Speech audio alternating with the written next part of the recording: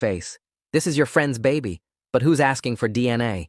She'd research untraceable poisons on my laptop while sitting on my legs. Paralyzed vegetables don't need passwords, she'd say, transferring another million. The worst was when she'd bring men home, not just Rick anymore.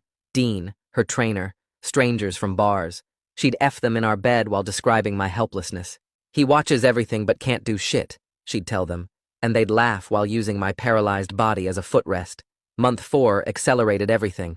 She booked a date to renew our wedding vows at my Napa estate and invited 500 guests to watch her marry a vegetable. Till death do us part won't take long, she told Rick, while trying on the $100,000 dress in our bedroom. She'd eat elaborate dinners on my chest, deliberately spilling wine on my face. Vegetables don't need dignity, she'd say, taking photos for her private collection. The night before our wedding, she dressed me like a corpse. Even dead, you'll look good in photos, she said, straightening my tie with fingers that had signed my death warrant. She kissed my forehead with Arctic lips.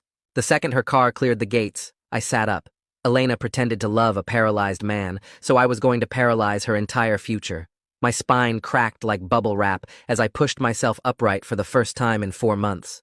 Every muscle in my body screamed from the forced stillness, my legs shaking as blood rushed back into places that had been motionless for too long.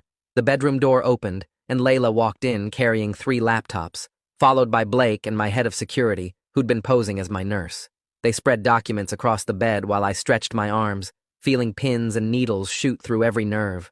Blake pulled up the estate blueprints on his screen and pointed to red dots marking camera positions throughout the Napa property.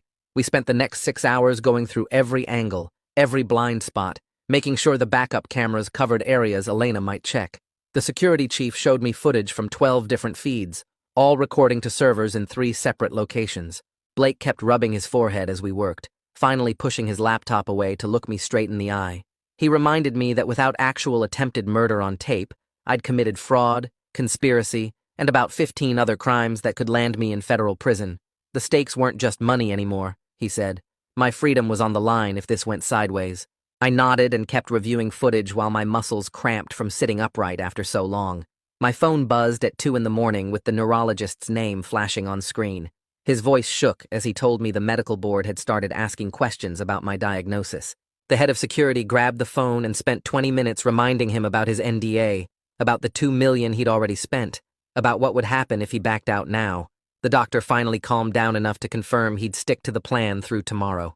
An hour later, my mother's car pulled into the driveway, and she came straight to my room, still in her nightgown.